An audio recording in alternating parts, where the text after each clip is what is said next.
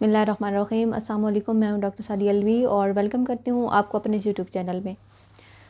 आज हम बात करेंगे नाफ के टल जाने के ऊपर कि जिन लोगों को ये मसला है नाफ का टल जाना, उसको आप किस तरह बहुत आसान और इजी तरीके से उसका आप ट्रीटमेंट कर सकते हैं खुद ही घर में।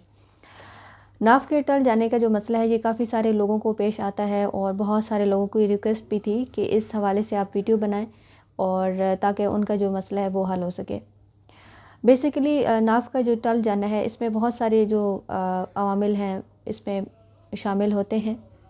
अगर आपकी डाइट अच्छी नहीं है और आप ऐसी खुराक इस्तेमाल करते हैं जिसमें चिकनाहट की मिकदार कम है, आपकी आंतों में खुश्की हो जाएगी जिसकी वजह से जो नाफ है वो आपकी टल जाएगी।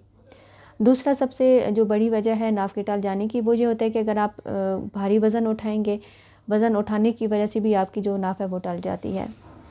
तीसरी अहम वजह कि अगर आप जब चलते हैं तो चलने के मामले में आप एहतियात से काम नहीं लेते, आपका पाँव ऊपर नीचे आता है, स्पेशली ख़वातीन का। और उसमें फिर क्या होता है कि जो ख़वातीन ऊंची हील का इस्तेमाल करती हैं, जिसमें क्या होगा कि आपके जो पाँव हैं उनका जो बैलेंस है वो बरकरार नहीं रख पाएगा, आपके कदम डगमगाएंगे कभी इधर कभी उधर, जिसकी वजह से क्या होगा कि आपकी जो नाफ है वो टल जाती है। इस वजह से आपकी जो चाल है, आपके जो शूज़ हैं उनका भी आपने ज़रूर ध्यान रखना है, क्योंकि ये ऐसी चीज़ है जिसके बारे में हमें नहीं पता और ख़वातीन अक्सर एहतियात नहीं करती कि उनके जो चलने का अंदाज़ है, जो उनके चलने का तरीका है, ये भी उनकी नाफ के ऊपर बुरा असर डालता है। तो अपने जो शूज़ हैं, आपकी जो चाल है, उसे आप इजी और आसान बनाएं। और इसके अलावा अपनी जो खुराक है उसका भी आपने ज़रूर ध्यान रखना है। दूध का इस्तेमाल करें और देसी घी का जो इस्तेमाल है वो आप कर सकते हैं। नारियल का जो तेल है वो आप इस्तेमाल करें। तो मज़ीद इंशाल्लाह इस हवाले से ट्रीटमेंट भी मैं आपको बताऊंगी, रूहानी जो इलाज है वो भी बताया जाएगा। लेकिन आज का जो वीडियो है ये सिंपली सी चीज़ है और बहुत ही आसान है कि किस तरह आप अपने नाफ को ठीक कर सकते हैं। ये एक ऐसा मसला है जिसकी वजह से काफ़ी सारे लोगों को परेशानी का सामना जो है वो करना पड़ता है।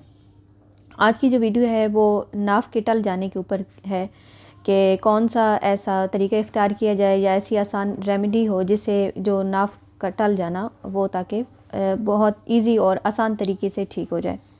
बहुत सारे लोगों के साथ ये जो है मसला पेश आता है, बहुत सारी मेडिसिन भी ली जाती हैं और भी बहुत सारे जो तरीके हैं वो इख्तियार किए जाते हैं। लेकिन आज मैं आपके साथ बहुत ही इफ़ेक्टिव, इजी और अपना आजमाया हुआ जो तजुर्बा है वो मैं आपके साथ शेयर करूंगी कि अगर आपकी नाफ टल गई है, आप मेल हैं या फीमेल हैं, चाहे जिस वजह से भी ये मसला बना है, किस तरह आप उसको बहुत ही आसान और इजी तरीके से आप उसको कवर कर सकते हैं। तो ये वीडियो आप एंड तक देखिएगा ताकि जो पूरा प्रोसीजर है आपको पता चल सके। इस तरीके को शुरू करने के लिए सबसे पहले हमें एक चाहिए होगा गिलास। सिंपली एक जो कांच का गिलास है वो आपने लेना है और इसको आपने कैसे अप्लाई करना है वो मैं आपको बताती हूँ।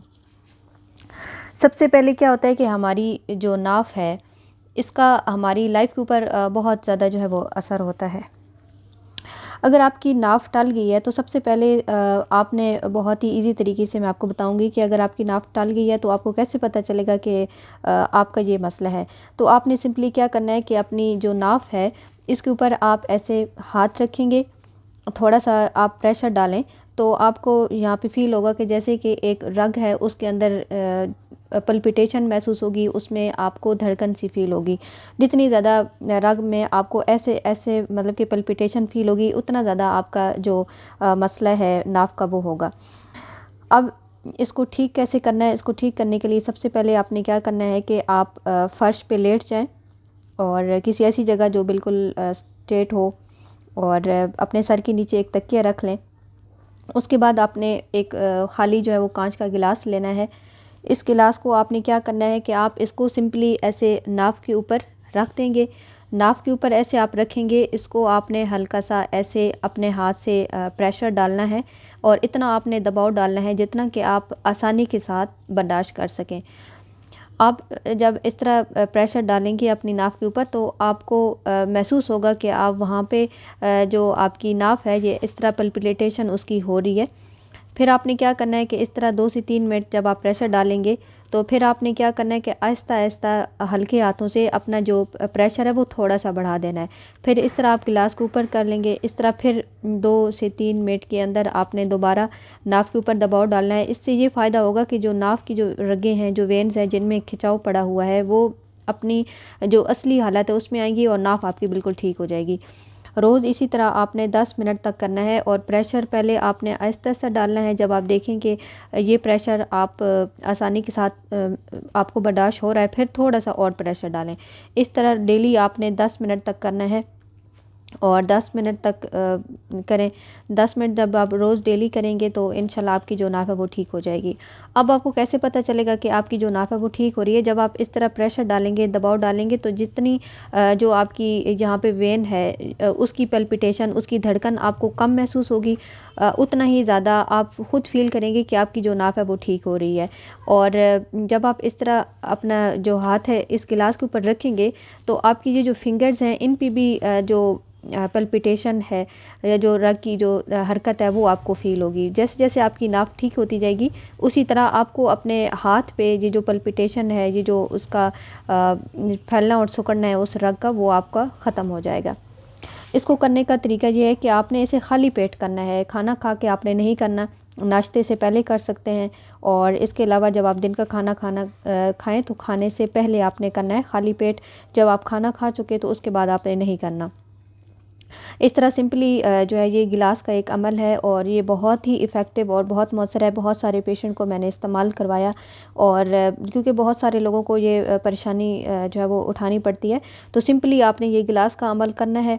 और मज़ीद फिर इंशाल्लाह आपको इस हवाले से डाइट के हवाले से मैं बताऊंगी, रूहानी इसका भी है इलाज, मेडिसिन भी हैं तो वो आपको बताऊंगी। लेकिन ये बिल्कुल बहुत ही आसान और सिंपल सी चीज़ है जिसे आप अप्लाई करके अपनी ये जो नाफ है उसे ठीक कर सकते हैं।